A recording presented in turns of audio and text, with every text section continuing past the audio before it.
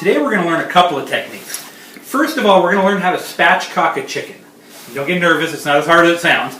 It's an old English term that literally means split chicken. So what we're going to do is we're going to cut the backbone out of this chicken. We're going to lay it flat and press it down. What that's going to do is that's going to cut about an hour off of our grilling time, and it's going to get a lot more even smoky flavor throughout the chicken than you would get if you were trying to grill the chicken whole. Okay, so let's start with spatchcocking the chicken. What you're going to want to do is we're going to want to flip her over here so we can see the backbone. We're going to move our weapons of mass destruction here real quick. And we're going to grab our kitchen shears. Now in my opinion, kitchen shears and a good pair of tongs are the two things I can't live without in my kitchen. I can cook a lot of things with just those two implements. This is one of them. So we take our chicken and you just start cutting right up the backbone. And it takes a pretty good cut. If you have a good pair of shears, it shouldn't be a big problem. We're going to cut that right through there, right through this side. And see, we've cut that right through. Now we're going to do the second side. Cut right along that backbone. Takes a few good cuts. Cut it right out. Lift that backbone out. Cut that off.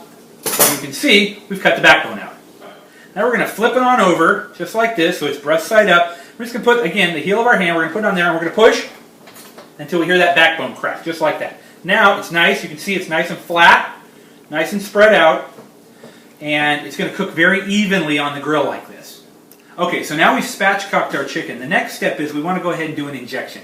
We've got an injector for that, and we're going to inject a marinade directly into the chicken. And there's a couple of reasons that I like using an injection better than soaking in a marinade.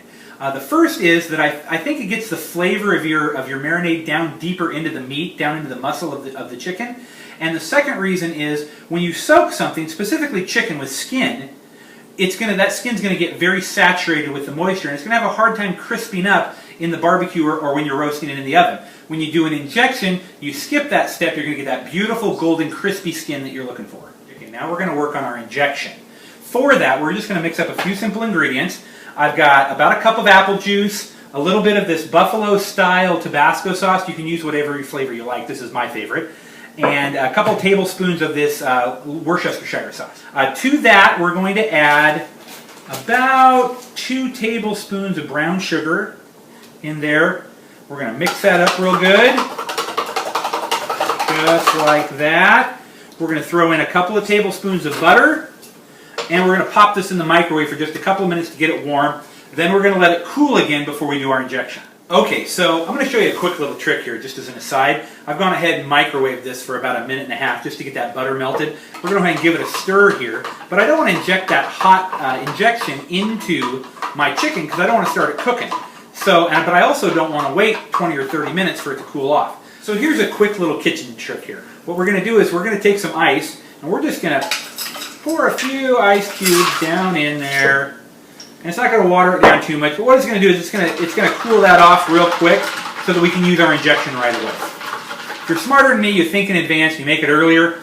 I waited till the last minute, so I need to cool it down real quick. Okay, so our chicken is spatchcocked, our injection marinade is ready to go. We're going to take our handy dandy injector.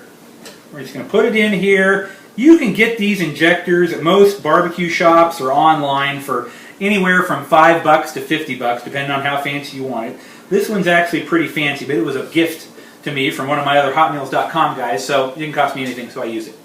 So, what you want to do is fill that up to about halfway, 2/3. You're going to go ahead and inject right into that chicken breast, about 1/3, and then you're going to come down and you're going to put it in again, about another 1/3. Let's hold that up so you can see it.